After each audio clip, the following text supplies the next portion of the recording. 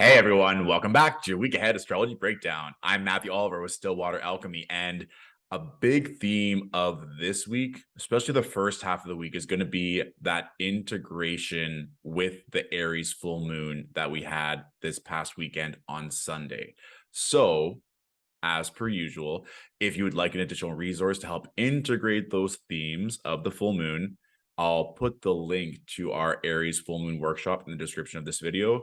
But for the rest of you, I really want you to look at your own natal chart and look at the houses ruled by Aries and Libra, because that can help show you where there needs to be quite literally greater balance. We're still in Libra season, and where you might have to find compromise, or where you need to recalibrate, or where there's going to be a major focus moving forward. So to help show that, let's dive. Oh, wait a second. I want to share a really fun post Mercury retrograde story. So we're still in that post retrograde shadow period, and I was in an Uber, and the Uber got pulled over by cops because he was going down a one-way, and I was listening to music and I was not paying attention that he was going down a wrong road. And so two cops came up, were interrogating him. He was like in total duress, the Uber driver. And the one cop that wasn't interrogating the driver looked in the window, gave me one of these. I responded like this. It seemed like they were pretty benevolent. They were just upholding the law in true Libra form. So when they go back and they took the Uber driver's license registration, I said, I think they're just going to give you a warning. This isn't really a big deal. And I mean, it is a big deal, but in what I felt in that moment was it wasn't going to be a major fine or anything.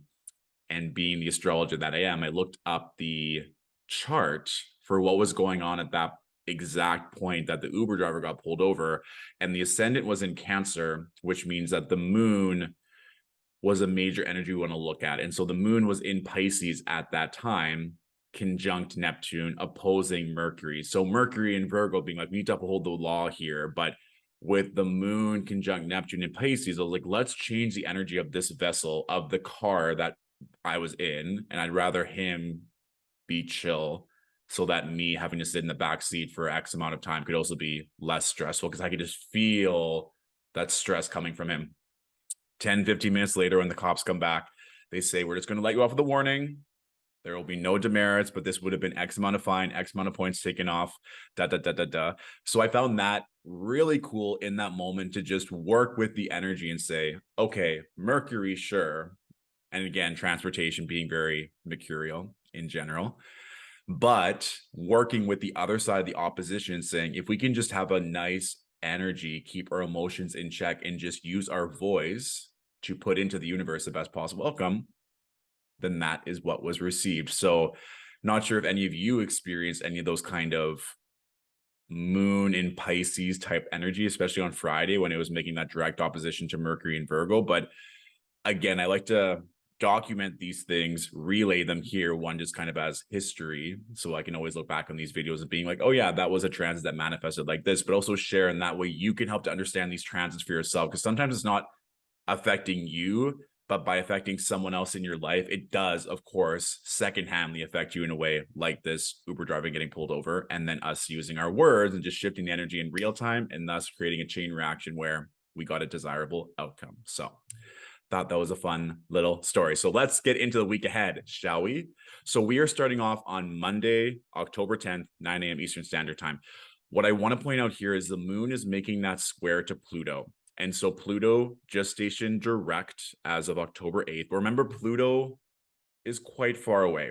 So of course, it can still have an effect. We like when planets station direct, we get to learn these themes that are really Plutonian in terms of death and rebirth and power, and truth is a really big energy too. When we go those depths of our soul, or those dark night of the soul moments, there's usually a layer that gets uncovered.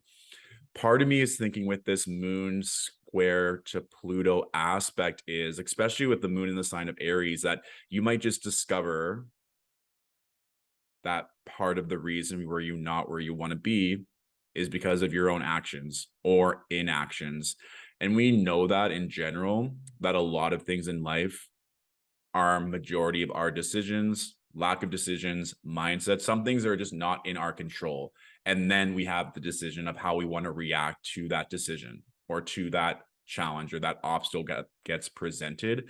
But I want you to really see, where are you giving away your power? Where are you blaming others or structures or institutions instead of being able to move past it and forge your own path or claim independence or sovereignty in your own right so you can keep going? I mean, the moon is still getting a little bit of that sextile aspect from Mars and Saturn. So it can be a little bit of tough love, or knowing that if you put in the right amount of work, that lack of power or power struggle won't be as intense moving forward. And then also with Mercury at 29 degrees of Virgo, Mercury is going to move into Libra at about 8 p.m. Eastern Standard Time. The moon is going to move into Taurus later on Monday as well. So we're going to see a shift into more of this Venusian energy. But I do want to point out, with this Mercury leaving Virgo into Libra, that it is going to be a bump into the house that rules Libra in your natal chart. And that's what I was kind of saying as well, that there may be more things to assess in that axis between Aries and Libra. And if you don't understand where you need to take back that power or claim your own autonomy and independence, it may be harder to do so when there's a more emphasis on these Libran traits that more so represent balance and reciprocity, where you're not taking your own power into account, as well as, or in spite of, what might be best for the couple or those that you're with, right? So I just want you to get clear on the lessons that came up with this Aries full moon, where you need to integrate those themes and notice where the power structures or lack thereof might be holding you back, so that there isn't a need for codependence or to escape with relationships. And the last thing I'll say with this Mercury leaving Virgo is to note what themes came up during that Mercury retrograde in the post-retrograde shadows. What lessons did you learn, so that as we move into Libra, it gets more clear on how you can help build upon those themes to bring greater balance into your life. So lots to sink your teeth into on Monday as we start out the week, which is great. It can really help you, as per usual on Monday, with Monday being ruled by the moon. If you can set up those structures, take time to reflect, or even take a little bit more time to unplug, especially if you felt that this full moon was a big one for you, not being overly stimulated and going inward is probably going to be a wise idea. Now, when we move on to Tuesday, so I'm not going to lie, Tuesday, Wednesday, this is something as well. So let's say Monday, you know what you need to do. You know what changes need to be made. With Tuesday and Wednesday, the moon is going to be in Taurus, and the moon is exalted in the sign of Taurus. So we love that energy. But the moon also craves safety and security in general. That gets amplified when in the sign of Taurus. But the moon is going to be opposing the south node, making a square to Saturn, and then also going to be conjunct Uranus. So for me, this might be an energy of, I know I need to do this, but I'm scared that it's not going to work. I'm scared that I'm going to be uncomfortable. I'm scared that, insert excuse, or the unknown, which of course threatens our survival. And now with Mercury and Libra, you might be weighing some decisions and going back and forth. Like, is this risk worth it? The risk loss aversion. So I just want you to be able to note that that fear that probably is going to get kicked off with the moon Pluto square can really be further analyzed on Tuesday, Wednesday. But I don't want you to get lost in that or retreat back into comfort zones when you know what needs to be done, when it might just be a matter of time and work and money or just patience that is needed. So to help combat those themes, making sure you do have a support system. Mercury is now in Libra, making sure you have nice communicative channels, relationships that feel balanced, or balancing your time, balancing work with rest. These are all things that are going to help you feel more safe and secure, so that there isn't a likelihood that burnout or frustration or lack of immediate results will make you go back into past structures that kept you safe. So that is something just to be very aware of. And I want to be honest with these transits. That way you can use them to your advantage. I will say Tuesday, Wednesday would be great days to stock up on things that are essential. So like making sure your fridge is stocked, maybe doing some meal prep. if you want to bring out some cozy clothes or having like a comfort meal so that you feel safe in your body. These would all be great things to do. And I mean, these themes are most prevalent Tuesday, Wednesday morning, depending on your time zone. Because when we get to Wednesday, now the moon is making that separating square from Saturn and it's leaving the conjunction with Uranus, but it still might be frictional. You might be feeling it on Wednesday. So just knowing that Tuesday, Wednesday are going to be a bit more on the intense side, where you might be facing those fears more intensely, or the need and desire to change, and knowing that it's going to take some work in order for that change to take place.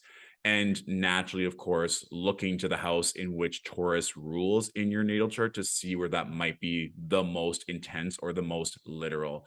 And one silver lining on Wednesday is that the moon is making that sextile to Neptune, which is quite nice. And then also the moon is making a trine to Pluto. So Wednesday seems like it's more of a downhill slope where things are getting easier and there might be more information relayed, or you getting like an intuitive message from the universe, or even if you want to ask the universe for a sign in terms of if you are feeling stressed or unsure about a decision, just tell the universe. I actually have something right now that just popped into my head that I'm going to use Wednesday for, which is perfect, in terms of if I'm meant to do blank, show me blank within 24 hours. So if I'm meant to say yes to this new job offer, show me a white dove within 24 hours or 12 hours or 1 hour. You can literally do whatever time allotted amount. I would give it at least an hour so you have time. I would say 24, to be honest. Scratch that. More than 1 hour. Give it a full day. And you're obviously not Googling white dove. You're just allowing that to be reflected to you if you're meant to, in this example, take the new job offer, as a way that you can work with this moon, Neptune, moon, Pluto energy of just negating the ego by relying on a spiritual practice could be beautiful. Take that if it resonates, leave it if it does not. Now, we're getting to the good part of the week, in my opinion. So Thursday, Friday, even Saturday, the moon is going to be in the sign of Gemini. This is quite nice because the moon is making trine-based aspects to everything we have in Libra. And it's also going to be making a trine to Saturn and that conjunction with Mars. So things might be heating up, or you asked for a sign, you got it. Now you're signing contracts, moon conjunct Mercury, moon trine Mercury, or you might be networking, or you might have a friend or an acquaintance or a connection set you up, or you might be going on a great date, or just an emphasis on the social energy. We can see now with the moon in Gemini, we have 6 planets out of 10 in air signs. So knowing that Thursday, Friday, and a part of Saturday, depending on time zones, we're going to be having 6 planets in air. So there's going to be a lot of that going around in the cosmos. So one, great for posting on social media, using your voice to expand. 2, being very aware of what you're speaking and that things can manifest very rapidly. 3, making sure you're taking control of your mind with secure, safe mental health practices. Breath work is also very, of course, air oriented, and making sure you're having the right conversations. If you feel intuitively that you don't want to spend time with certain people or giving your energy to certain TV shows or movies or podcasts, or the news would be a big one to be mindful of, that would be something to watch. The one thing I also want to point out is that the next time that the moon is going to be in Gemini, Mars is going to be retrograde, because Mars is going to station retrograde October 30th, 31st, depending on your time zone. So just noting what takes place Thursday, Friday, Saturday, as this may be an ongoing theme that you're going to be working with Mars's retrograde. And of course, looking to the house in your natal chart ruled by Gemini. And that'll just give you further scope on where you might be putting a lot more energy in. Remember that Mars accelerates things. Mars can attack, Mars can defend, but Mars wants something to do. So you might just be exerting energy. And if you're delaying energy or not putting forth energy in that part of your life, then that might cause you to spiral, or might cause your mind to start racing, or there might be a desire to procrastinate or escape or be social instead of doing the work. So just being careful of that. I also just love Thursday specifically because we have the moon making a sextile to Jupiter. So this will be the contraction that we saw Monday, Tuesday, Wednesday, but specifically Tuesday with that moon in Taurus making tough aspects. Thursday is like the expansion of a lot of social things. So use Thursday to your advantage with that exact sextile to Jupiter. When we move on to Friday, this is Venus's day. The moon making a trine to Venus. Social, go on dates, go and have some fun, spend some quality time with people that you love. Or if you're not in a position to see people, then making sure that, let's say it's your favorite podcast or a TV show or a movie or just something that you're hearing. It could also be great music. Part of me, this is also a very frisky energy with the moon conjunct Mars and then the moon in aspect to Venus and the sun in Libra. This could be like a large get together. This could be a party. If there's an opportunity to go and do something social in a big space, you might not normally say yes, but the energy of this day, like, why not? Let's go explore. Let's see what's out there, like taking a piece of the pie.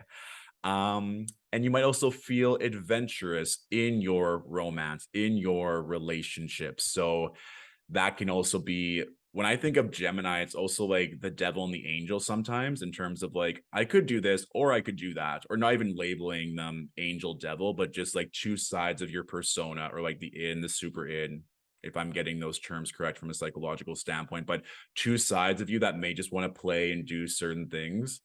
Also, just like multiple partners, multiple friends, multiple people enjoying in a social setting or a romantic setting. So have fun with that. Enjoy it. It's a really nice day, period. So do something fun, social, light, and also celebrate. There might be a situation where you did a lot of work throughout the week. Certain things came through, a lot more things are clear, and now celebrate the fruits of your labor. We want to make sure, again, it's still Libra season, that we're balancing all the work with the play and rewards as well. I should point out as well, now Mars is making that square to Neptune, and then the moon is going to be making that square to Neptune. So this can also be where I was saying fun and being adventurous and playful. Don't lose all of your boundaries while doing that. And that can be a fine balance of, I want to go do this, but let's say you don't normally go to a party. So you go to a party, but maybe you don't have all the drinks. Maybe you just have one drink, or making sure that there are still some boundaries that keep you from going overboard. Because this could be where the Martian energy could lead you to do something you might not normally do in the pursuit of a good time, or in the pursuit of losing all boundaries and just being like, it should be fine. And then you sleep in, miss work, everything goes awry. So just being aware on Friday that with this moon Mars conjunction making a square to Neptune, that things could get accelerated really quickly, but also in a benevolent way too, in terms of dreams, in terms of manifestations, in terms of things coming through really quick. And sometimes that energy, you know, when something happens rapidly, like you think about something, it happens an hour later, like, oh, this is too good to be true, or am I like gonna mess this up? Being aware of the mind as well. It's like, no, you've been doing all this work, allowing your thoughts and your words to have these things come in. And I'm glad too that the moon is making that trine to Saturn to help with the boundaries of this mutable connection. And also, as I said before, if you might be more strict with yourself, this might add a little bit more levity. If you're more hedonistic, the boundaries might help you not go overboard. So depending on your temperament, depending on where these aspects fall in your chart, use that guidance how you see fit. Yes, good. So as we said, Saturday, we're still finishing off that moon in Gemini transit. With Saturday, the moon will move into Cancer later on. And this, again, is just building on the themes that we talked about. There might also be something where it's like, okay, I now need to really ground back in. With Gemini, it's shoulders, arms, hands. So this could be like a nice workout, cardio, like a boot camp, doing something with friends, being social while being physical could be the vibe, or just being social and regaling one another with the adventures of Friday could be a thing, or piecing back together what happened on Friday, or again, just reflecting on the week and saying, okay, this is what took place for example, in the Gemini part of my chart, now I'm going to be proactive in making sure that I set myself up well for next week. Because also, when we move into Sunday, the moon is going to be in Cancer, but now after Sunday, Mercury is going to be at its regular speed. It'll be out of the post retrograde shadow. So no one can blame Mercury for all their problems. Not that we ever do, but some people get silly online. But that is to say, with the moon in Cancer, it's home sign. This is quite nice. I will say on Monday, the moon will be in that opposition to Pluto. But if we've been kind of tracking this, or at least I've been bringing it up because I've seen it across the board with this moon Pluto opposition, it can be quite intense, or those emotional triggers or emotional insecurities can be brought up to the surface. And if we look at Sunday, the moon is making a square to Mercury. It's also making a square to Jupiter. So I'll just say this, there might be some jealousy that comes up from opportunities that you've attracted, even though you've been working your booty off. Let's say you're the person this week that put in all the time to get ahead in career or health or opportunity. And then there was a friend who took advantage of the more hedonistic side or having fun and being social. And then those two people are meeting, and it's almost like they're jealous of one another, the one for having more fun than the other one for being more successful. As an example, not saying it's going to manifest like that, but just noting too where you might need mediation, knowing where a conversation could be had. This, of course, being the last day of the post-retrograde shadows. If there is a theme that has been coming up or a conversation that needs to be had, having the moon in Cancer can help soften things, or having people be more emotionally vulnerable, or quite simply increasing your intuition. So if there is something that's been on your heart and wanting to talk about, having that square to Jupiter could help expand things and could help just bring this kind of like a heart-to-heart energy to the surface and coming to a nice middle ground, or even quite simply having a mediator there if it is something that is going to be quite intense. Like, let's say if it's a career matter or something that needs more structure. And that could even just be you preparing for this, for what's going to be happening on Monday. So just to give a sneak peek of that, Monday, that moon opposite to Pluto, and then the moon also making a square to Venus and the sun. So it could happen Sunday, it could happen Monday, in terms of where mediation or communication or just finding that balance, even within yourself, could come to the surface. Okay. Boom. So for the astrology question of the week, I posted recently about the Lot of Eros and how that could be a nice signifier for relationships, or kind of like cuffing season in the Northern Hemisphere. It's moving towards winter. So people want to embrace, be warm, cuddle up. And I got a lot of DMs wanting me to explain that further. So the Hermetic Lots are just another way that we can look at one's natal chart to give different signifiers and learn more things about ourselves. So if you just type in Lot of Eros calculator, AstroSeek will be one of the first websites that'll come up. So I'm just going to bring up that AstroSeek. So even with AstroSeek, this is a great resource for everything astrology related. And we can even see here, if you want to get to it on your own, just from the website, home, free horoscopes, traditional astrology, Lot of Eros, online calculator. So what I did is I just filled this out for the 10th of October, 9 a.m. And for house system, use whichever house system you like. I just put whole sign because that's the one that I use. And you can keep day and night as auto.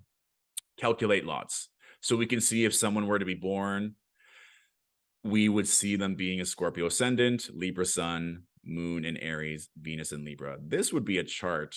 If any of you watching had these, that would be like Eros reincarnate. But we can see here, lot of fortune in Taurus in the 7th whole sign house, lot of spirit in Aries 6th whole sign house, and then we have the lot of Eros in Aries in the 6th whole sign house. So just looking at this, if you were to have the lot of Eros in Aries, then you might find that Aries energy more attractive, someone who is more assertive, maybe more Martian, more masculine, more outward expressing, more dominant, more sure of themselves, or maybe just wants things right now. It could be someone who is more passionate, more sexual. These are all things that are linked to that more Martian Aries archetype. I often think of like a gladiator or a warrior or an athlete, or maybe liking someone that's very athletic or fit. These could all be things that you might find attractive.